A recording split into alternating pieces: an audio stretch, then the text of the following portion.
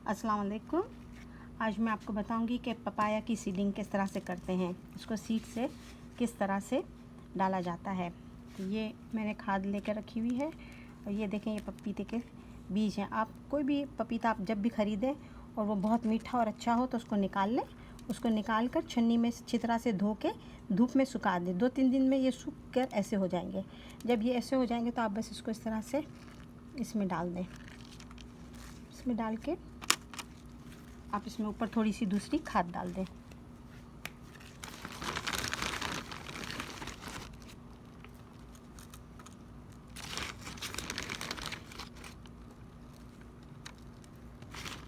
खाद डालने के बाद अच्छी तरह से इनको दबा दें। फिर पानी और डाल दें थोड़ा सा और इसको अच्छी तरह से ढक दें। फिर 4 to 6 वीक के बाद ये छोटे सब जो निकलने वाले होंगे वो निकल आएंगे। फिर इसके बाद ये बड़ा हो जाएगा दरख्त। 3 से 4 साल में ये फल देना शुरू कर देता है। ये समर में भी देता है और विंटर में भी देता है। अस्सलाम वालेकुम, शुक्रिया।